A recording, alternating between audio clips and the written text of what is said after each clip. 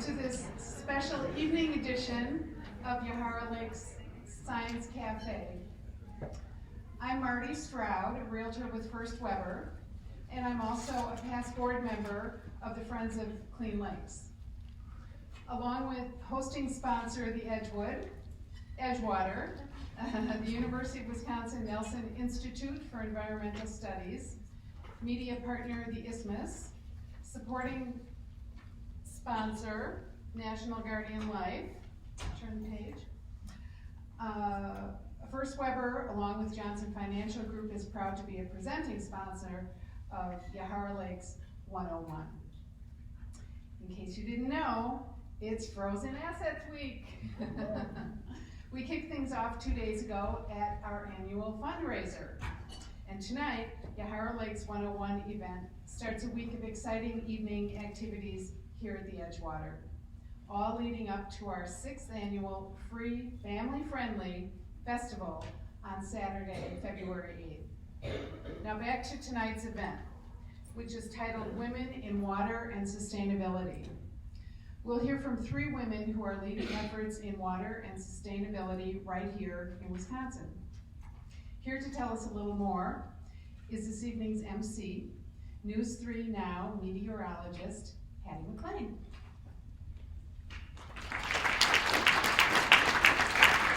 Thanks, Marty. And thank you to everyone here in this room for supporting Clean Lakes Alliance. Now, as a woman in a scientific field, I'm super excited to be part of tonight's event. It celebrates women leaders in water and sustainability. Over the next 30 minutes or so, we'll hear about the farm-to-table movement, research on chemicals in our lakes, and sustainability in community development. Now, after these speed talks, we're going to head up to level 7. There you can have a complimentary beverage and an opportunity to chat with our presenters. Now tonight, our first presenter is the owner of Bricks Cider in Mount Horeb and a grazing specialist with the Dane County Land and Water Resources Department. She has been working in sustainable agriculture for more than 15 years, currently running a hard cider company with locally grown produce and a farm-to-table restaurant. Please give a warm welcome to Marie Lavoie.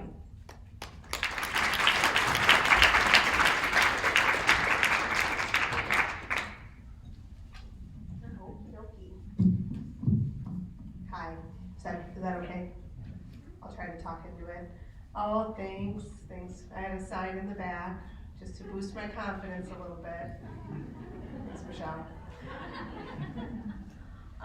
Well, thanks for having me. So I'm going to kind of wing it a little bit and just kind of talk about what I've done and what I do currently that kind of all folds together and puts me in sometimes awkward conversations where my personal business gets mashed together with my county job, but that's okay. Awkwardness is what makes us grow, right?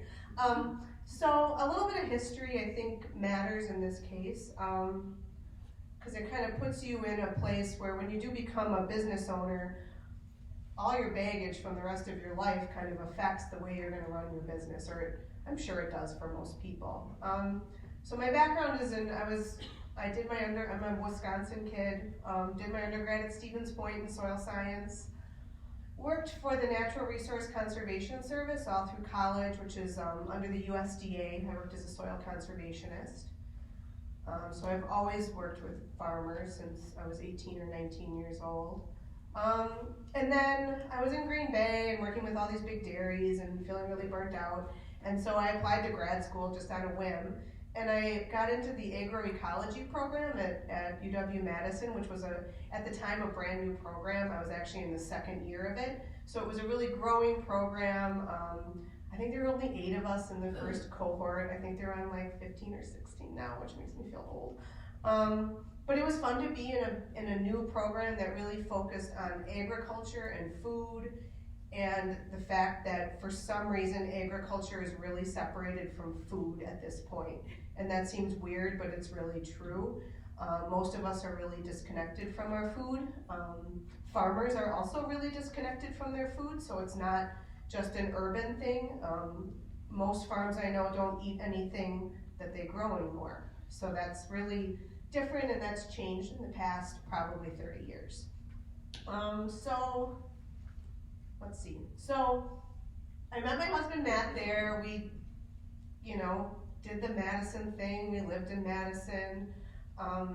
He actually ended up getting a job with USAID, which is the state within the State Department. So we moved to DC and ended up getting posted to Malawi in Southern Africa, which was really interesting and also actually had a big effect on the way that we run our business now and the way that I work with farmers on a daily basis. So I was in this place where it's true subsistence farming. Like, farmers grow what they eat, and they eat what they grow, and if they have a bad crop, they don't eat. Like, that's a true connection to your food, which is something that we don't have it in developed countries anymore.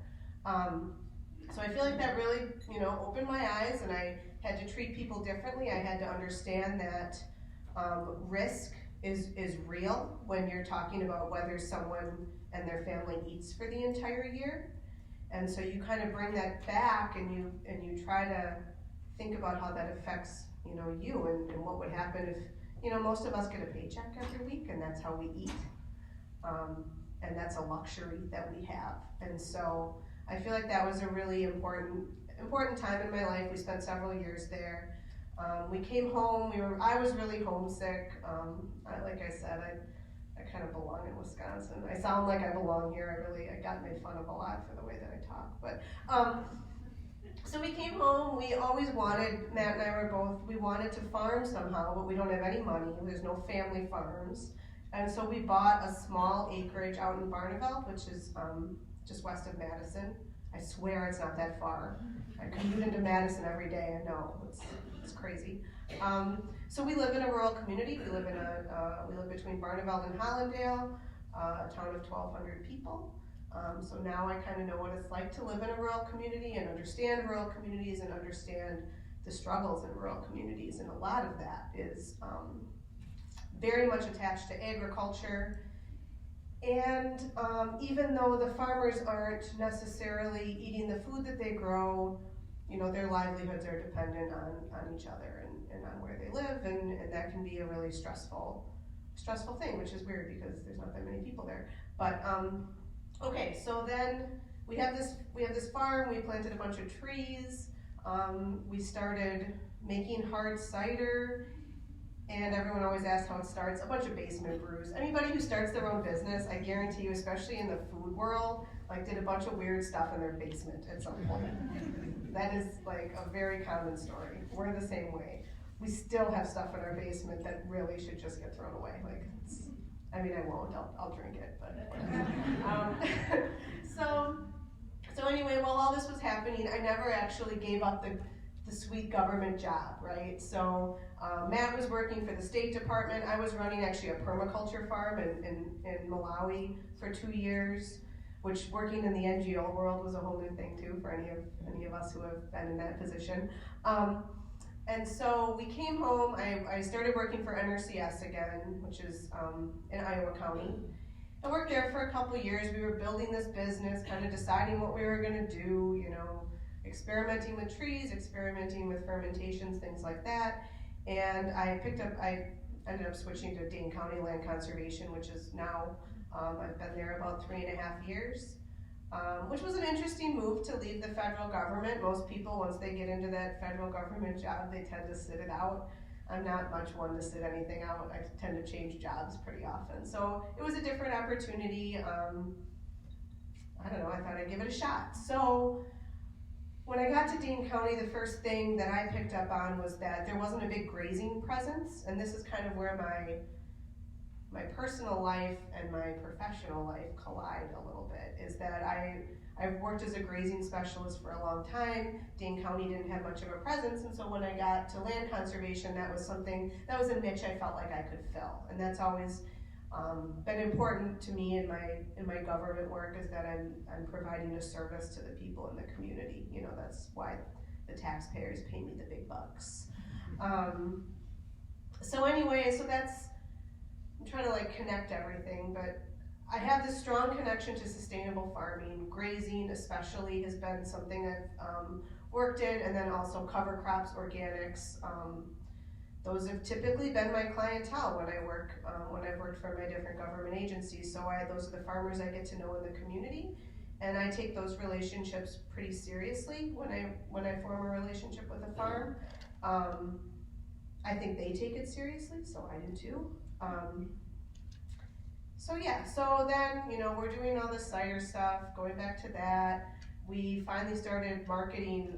We rented some winery space from someone in Stoughton, and wholesaled cider. So that was our first step, right? So you start this business, you don't make money, you wholesale cider for 2 years, you lose a lot of money, but you learn how to do stuff. And so we lost money and learned how to do stuff for about 2 years. And finally we decided, if we wanted to do this, we just had to take a leap. So we went around asking banks for money. They all said no. Finally, and I think it's important to talk about lending in this industry as well, because just because you have a good idea doesn't mean someone's going to lend you the money for it. And this is going to sound a little bit cynical, but what I'm slowly, and maybe I should have had a faster learning curve, is a lot of entrepreneurs are rich. And the reason that they get to do what they can do is because they have money, and they don't need to make money right away. And so we had to work really hard to present a viable case to a bank. And we worked with Extension, we worked with the UW Law and Entrepreneurship Center. We didn't do anything on our own. We worked with Tara Johnson at Edible Alpha at the Food and Finance Institute at UW. She's been a huge help. If you guys know Tara, you know, so you're like in the know. And so finally we got Compure Financial to give us what is kind of a ridiculously small loan to get a business going. And so I'd like to thank my lender since I have the chance. Compure has been really good. They kind of bent the rules on an agricultural loan for us because we're technically an agricultural value-added product by making hard cider. Okay, so we opened a restaurant. I did not intend on being a restaurant owner. I intended on being a hard cider maker. But the thing with life is sometimes you don't get to pick and choose. So what happened was we were looking for a space to rent. We had several fall through, and finally we were offered the space in Mount Horeb, and it came with a big commercial kitchen. So guess what? We opened a restaurant at the same time that we opened technically we're a licensed winery. So we did that, and that was last January. We just celebrated our 1-year anniversary.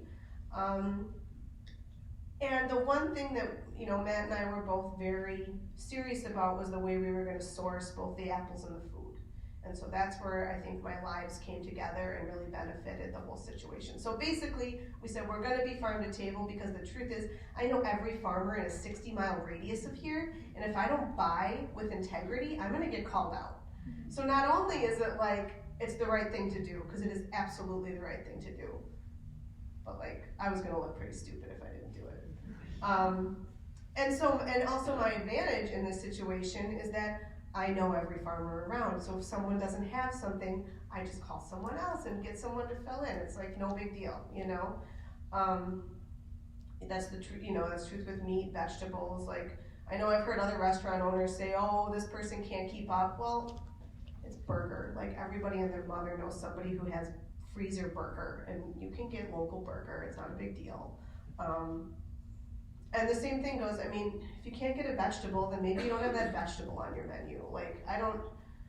I'm kind of embracing inconsistency, and I think as consumers, and if you want to support local and you want to support seasonal, you have to be willing to tolerate inconsistency.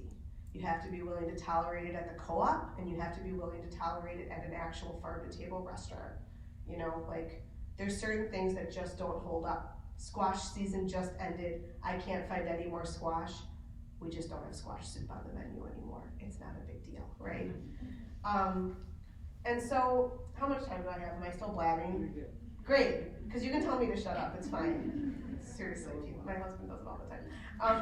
So do my kids. Okay, so I feel like, we're talking about water and women in conservation.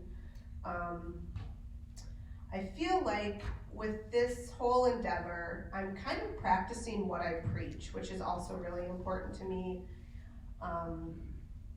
You know, my 7 to 3:30 job every day is going out to farms or talking to people on the phone or setting up workshops and trying to get them to produce a more sustainable product. I do clean water work, I do engineering, we're putting up gutters and walkways and all these sorts of things for livestock operations, but I'm also just doing, most of my job is just working with people to change management styles. You know, it's not about building things all the time and infrastructure and putting a roof over that or whatever. A lot of times it's just like little management tweaks that people can do, but the thing with that is that takes an actual change, right? And change is way harder than some infrastructure quick fix that looks flashy on the news, right? I mean, if we're gonna do things right, it's gonna take some major management changes on the ground. It is not gonna be a quick fix. And it's gonna take time, and it's gonna take people who care about things. And so when I'm talking to people and I'm telling them they should do better and they should graze their cattle, well, I think they deserve a premium for that product, and my goal is to help them find a better market for their products, right? Like, I can't go into it and just say, you should graze because it's good and you're gonna have cleaner water and you're doing the right things. Like, in the end, if they're doing something better, they should find a way to market it. And so I think what's really helped me in the past few years is now that I'm on both sides of it, right? So I can go out to a farm and say, look, I own a restaurant, I know how this works. The truth is like, there's no excuse for any supper club not to at least serve local burger. So when I go to a farm and I say, hey, whoever, next time you go out to eat on a Friday night and you go get a fish fry or whatever, ask them where they're getting their burger, because you can provide that burger to them. There's no reason Cisco or Reinhardt or any of these other places should be providing burger to restaurants. It's a totally doable thing. It's not a big deal. It might cost the restaurant a little bit more, but they're gonna get it back in dividends when they can put a local farm on the menu. Like, we all go to a restaurant, and I'm probably preaching to the choir, but you wanna see local, you wanna see something local on the menu. And so I try to, instill that in the farms that I work with too. Like, they have to advocate for themselves as well. There's only so much you can do, and then at some point people just have to advocate for themselves, and they have to say, look, I have a better product, and it's gonna take a little bit of marketing skill, and that's something farmers hate, marketing, but it's important because, if you're doing something right, you deserve to be compensated for it. So that's kind of my little pitch, and that I do feel like the fact that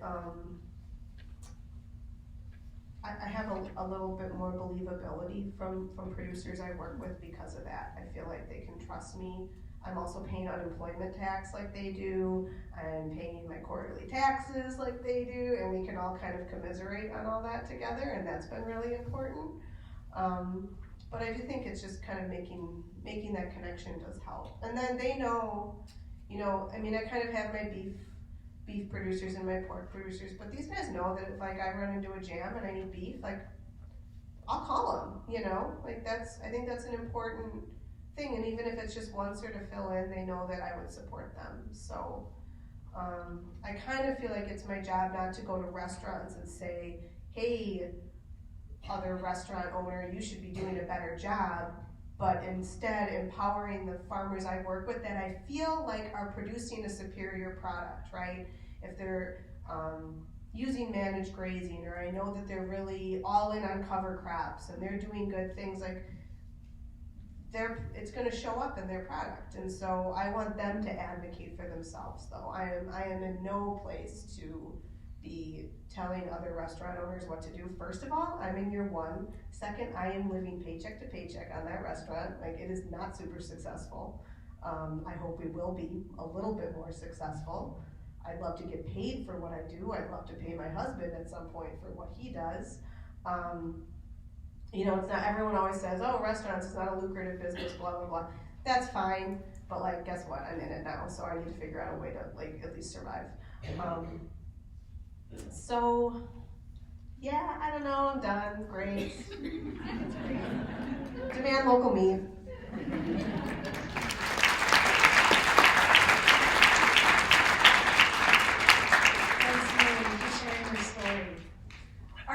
Woman in Water is a faculty member in the Department of Civil and Environmental Engineering, the Environmental Chemistry and Technology program, and the Limnology and Marine Science program here at the University of Wisconsin-Madison. Her work includes research on the fate of chemicals in the lakes and rivers of Wisconsin. Please join me in welcoming Dr. Christy Remicall.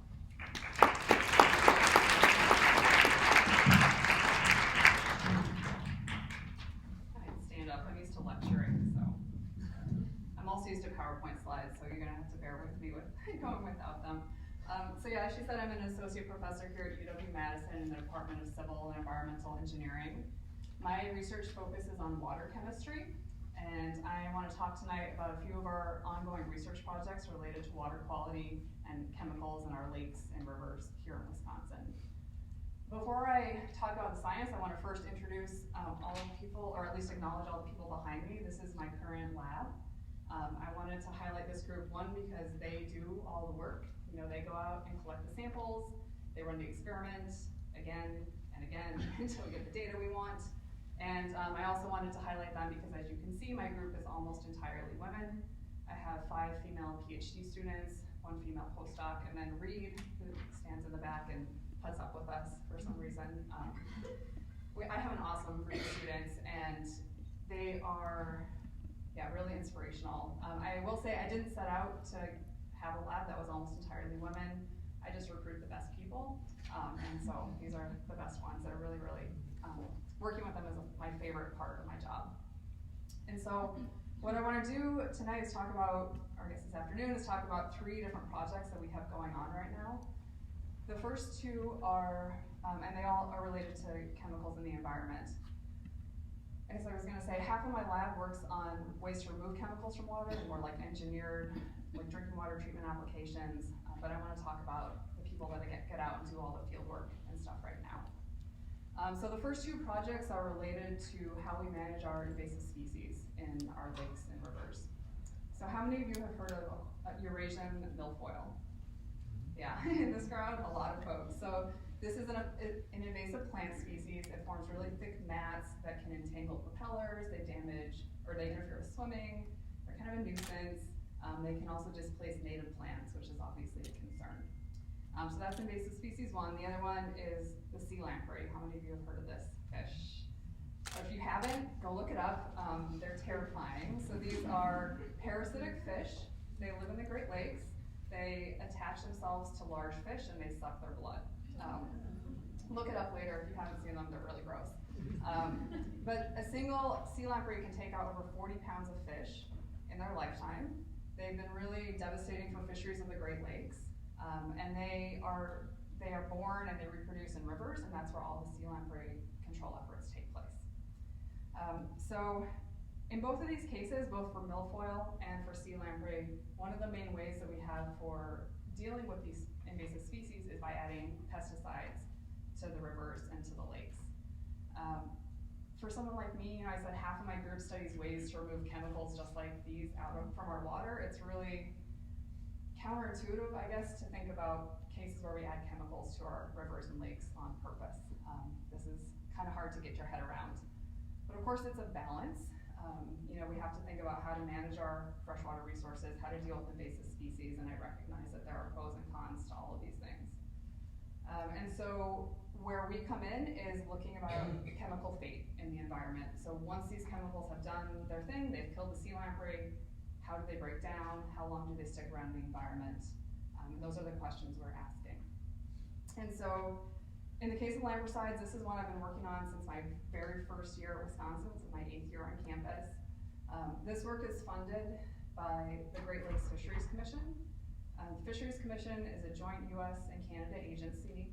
It is responsible for sea lamprey control. And so this group actually has a really vested interest in using lampricides, these pesticides, but they've also been very supportive of our work to study chemical fate, environmental fate, and wanting to find out what happens after they've added a chemical to the water.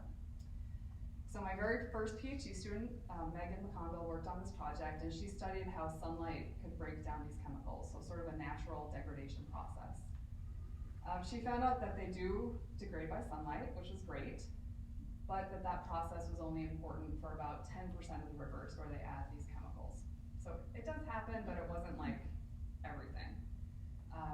also found in that work that about a lot of the chemical actually ends up in the sediment at the bottom of the river. So it ends up in the sediment and then it eventually comes back out again. And so my current student, Bobby Jo, who's, well, one of the ones up there, she is working on what happens sort of over longer time scales. So how long do these chemicals stay in the sediment? What happens to them while they're there? And so this is a collaboration. We work with the hydrologists, so we're really studying how the chemicals move in the environment. And then we're looking at biodegradation. So there's a lot of microbes that live in the sediment. They can degrade these chemicals, and we're looking at that process. And so Bobby Jo is getting ready to do, I think, a 2-month-long field campaign this summer out at the sites where they add these chemicals and taking measurements throughout, because we know, a river's not just a pipe. The chemical doesn't just float down. There's a lot that happens. It stays for a long time, and we're really looking at those kinds of questions. So that's the lamprey size. For the other species, Milfoil, this one is treated with a variety of chemicals, and we're looking at one that's called 2,4-D.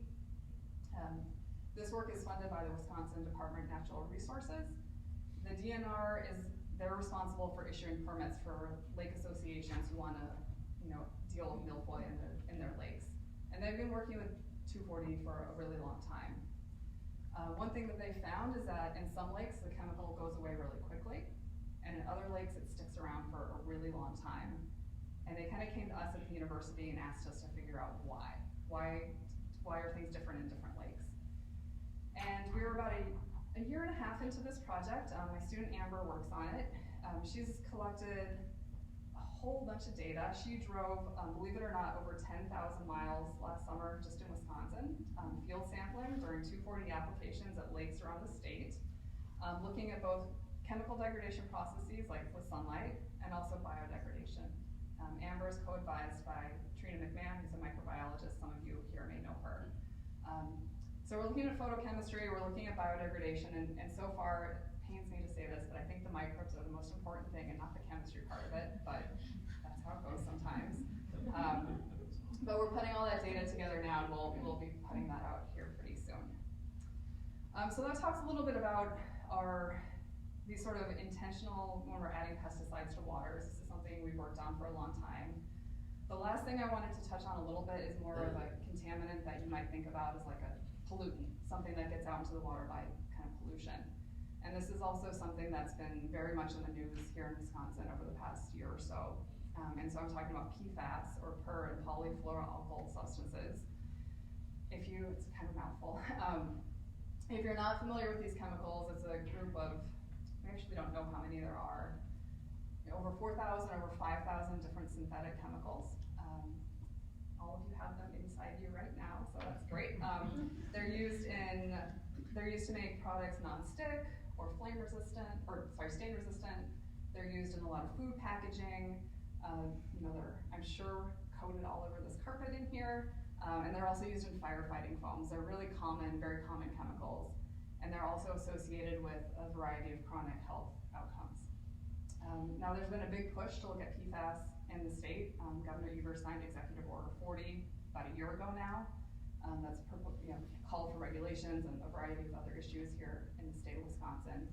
And so we're testing for these chemicals more, and they're being found in waters all around the state. So in Madison, for example, we're finding PFAS in Starkweather Creek and Lake Monona. They're also being found in groundwater up in Marinette, Wisconsin, which is where we're doing our research, which is associated with activities at the Tyco Fire Products facility. And so we are working up in Marinette. We are looking at PFAS concentrations in sediment and water in rivers in that area, and also in Green Bay and out in Lake Michigan.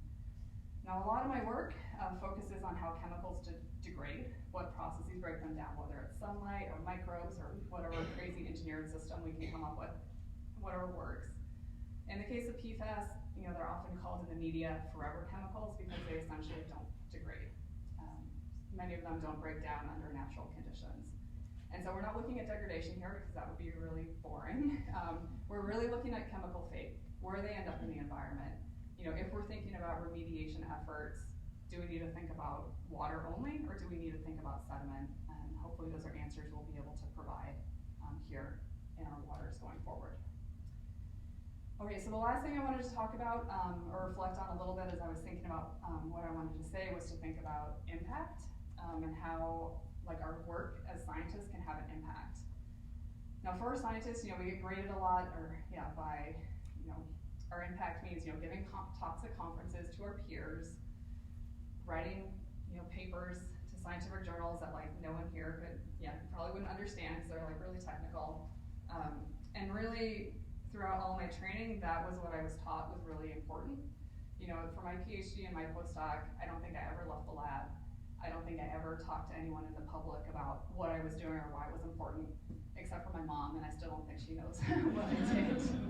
She said she read my dissertation, and I think she probably did, but probably didn't understand much of it. But as I've built my group here at UW-Madison, I've really learned that there are other ways to have an impact, and these ways are, I think, a lot more important. And so, for the three things that I highlighted, we do really hardcore analytical chemistry. We really get in the weeds. It's really fundamental stuff. But every problem we're motivated by like a real and practical question. You can understand the so what behind everything that we do, and I think that's really important. I also tried to highlight that, we work closely with agencies on a lot of this work. So we work with the Great Lakes Fisheries Commission, we work with the DNR, and other groups as well. We learn a lot from them. So in the case of the aquatic pesticides, the Fisheries Commission and DNR have been using these chemicals for a long time, and we learn a lot from what they know, and they learn a lot from us too.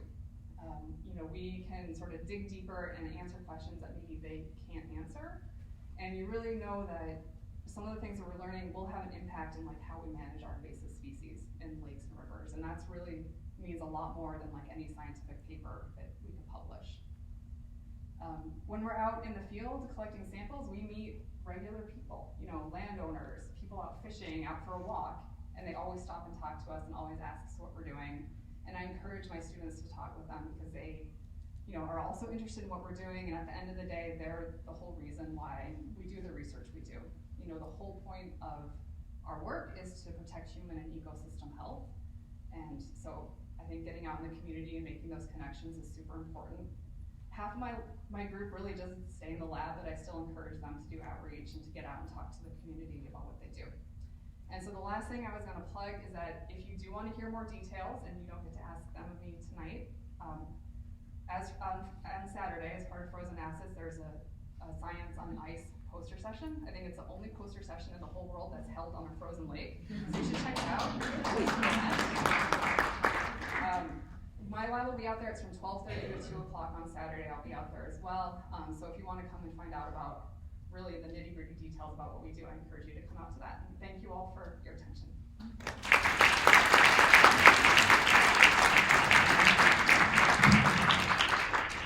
Thank you, Christy.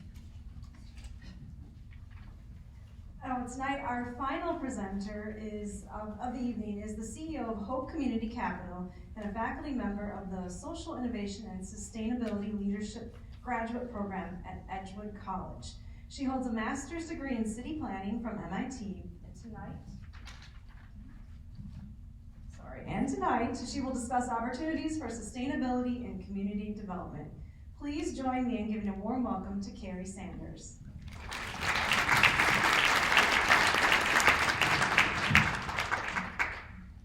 Thank you. First, I just want to acknowledge the students, alumni, and supporters of the Edgewood College Social Innovation and Sustainability Leadership Program who are here. So thank you so much for being here. We have a shared interest, care about our lakes, we care about our communities, and I'm just so pleased to see you all out in the audience.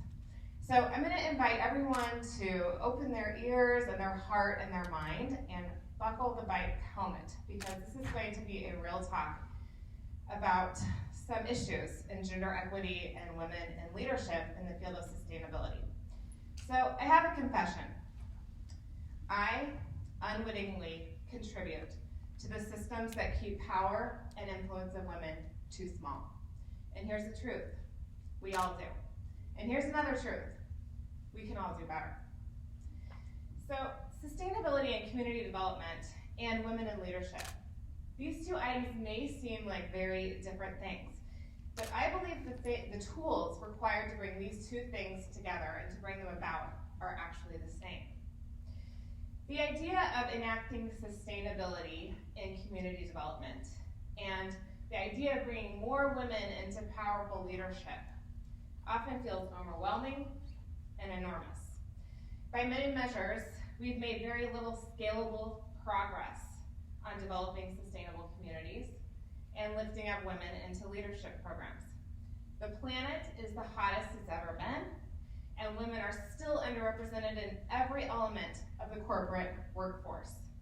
In fact, a recent Bloomberg study of 325 global corporations found that 6% of CEOs are women, and women are lagging in every sector, every step of the career ladder. We are still very much behind.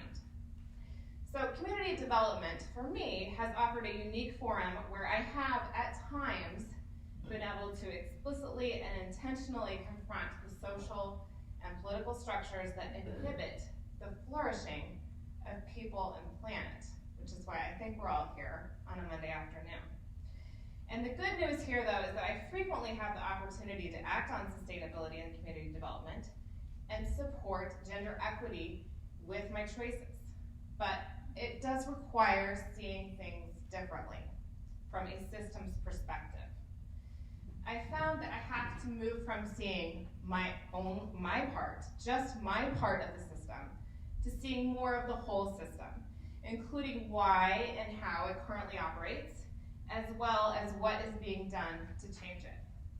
I found that I have to move from hoping that others will change to seeing how I can first change myself. And I've had to move from focusing on individual events, a crisis here, a fire there, a comment here, to understanding and redesigning the deeper system structures that gave rise to these events in the first place.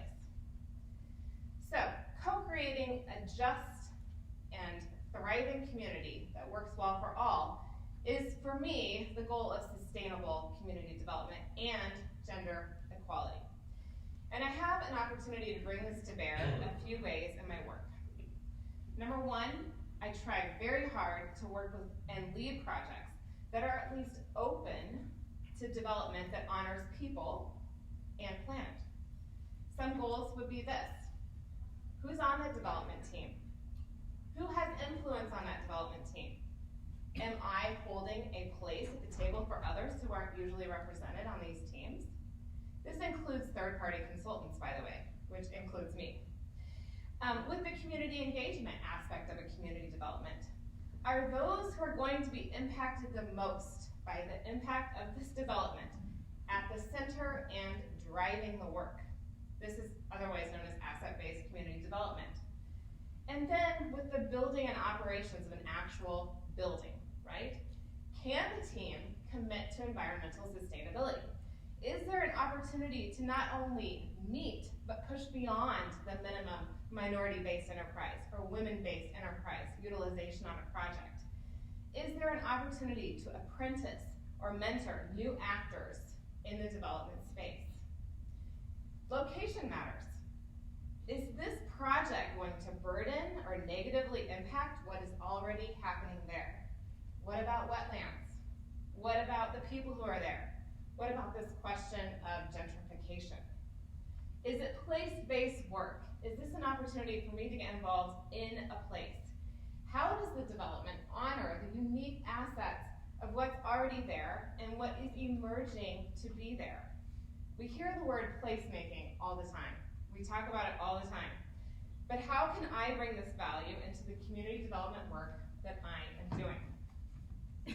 Another thing I look for is a long-term commitment to place matters.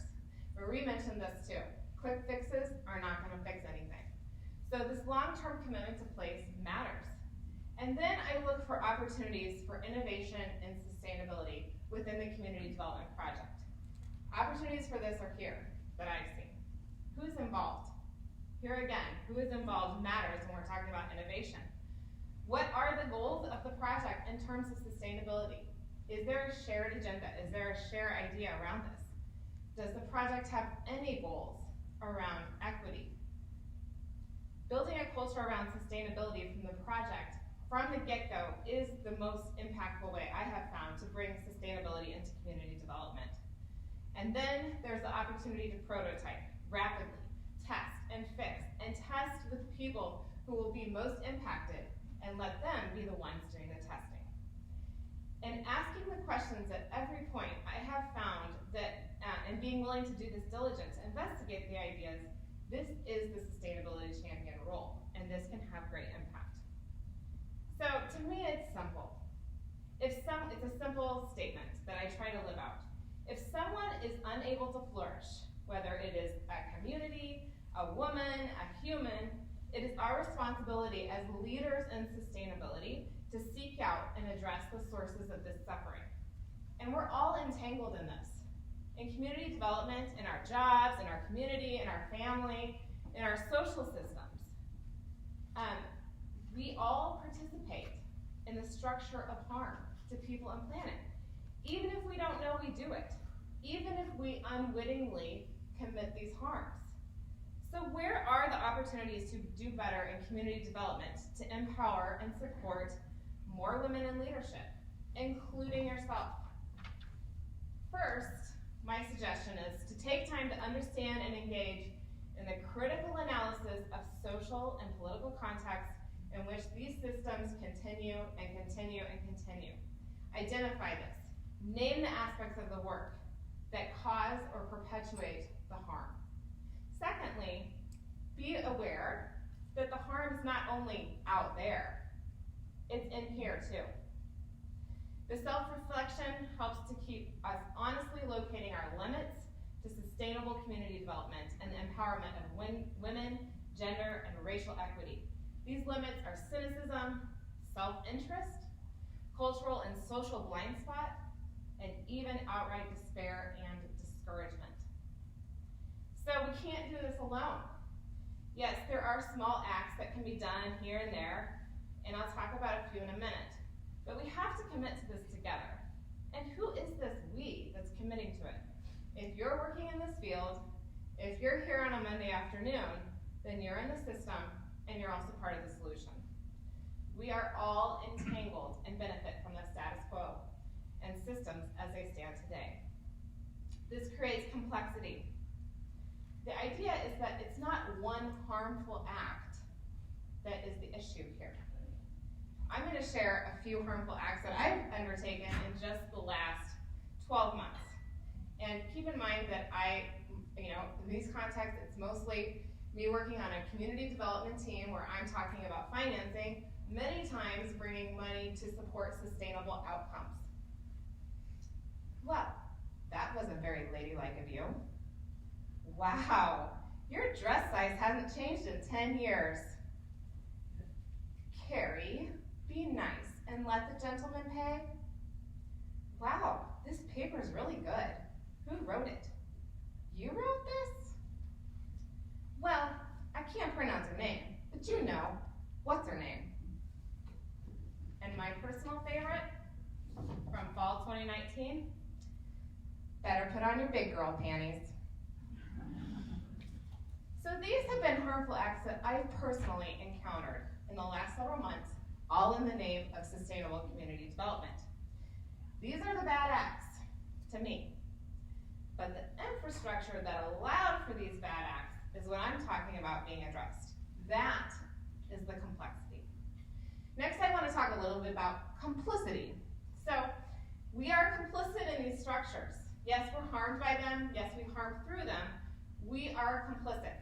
So we're implicated in the fact that these structures persist. So, here's an example in community development. And this is a real project, which shall remain nameless. A project finds that there's a funding source that is interested in making a grant. Free money to a particular development. The money that is being granted, however, was made by the grantor by engaging in business practices that exploit people and planet. But I said, I didn't know. And even if I did know, is not accepting funding the right element to make a statement about exploitation of the larger funding source? It's complex, and we are implicated in this, whether we know it or not. So what small efforts might have any impact on this larger question of gender equality and sustainable community development? Here's a few things that I'm working on right now, and I invite you to ponder it and consider for yourself, what are your experiences with this? What are your reactions? What is your feedback? So number one, start thinking super early about who's at the table. Who has a chair? The excuse of, I couldn't think of anybody, or I didn't have enough time to invite so-and-so, are not acceptable to me any longer. There's too much work to be done, and those who understand it best and are impacted the most have to be at the table. And until they're at the table, the project doesn't move forward. It's that simple, and it's that difficult. Another thing I'm doing is envisioning the initiative, the meeting, the idea, and holding an open chair. Who can you invite to bring their full self to this discussion? Hold that chair for this person and find her. It may be that you have to give up your chair for her. Be okay with that. When you have an opportunity to host an event, partner with someone on a project, hire a new employee, find a new business partner, work on a project together, start first with the idea that you might not know the right person to have there. Our first inclination is to go with who we know. Who's in our social network? Who did we do work with before? Who knows whom? These are the usual suspects, and this does not lead to great innovation. For those of you who maybe don't feel that you're yet in a position to quote unquote set the table, I encourage you to set your own table or connect with those whom you perceive that are setting the table. Position yourself as someone who needs to be at the table and invite yourself there. This takes a lot, given the cynicism and existing structure at play, but these systems are ripe for disruption, and maybe you're the disruption the system needs. And my final commitment in 2020 is to make a personal commitment to mentor a woman every chance I get. If you're feeling like you need a mentor, ask for what you need. Because without mentors, this is not getting any better. I want to close with a quote from a poet that I think really speaks to what I'm talking about here. And this is by Clarissa Pinkola Estes, and it's just an excerpt from a piece of prose. One of the most calming and powerful actions you can do to intervene in a stormy world is to stand up and show your soul. Struggling souls catch light from other souls who are fully lit and willing to show it. Thank you.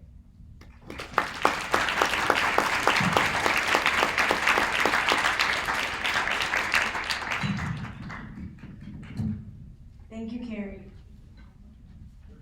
And a big thank you to everyone who attended tonight's talk. I also want to thank Fields Auto Group for paying for our parking tonight, as well as providing these fantastic water bottles.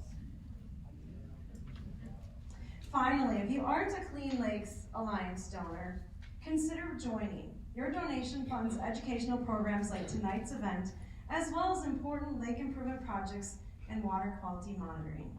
Now, let's all head upstairs to level 7 to network with one another and connect with our presenters. Thank you so much for coming, and have a great evening.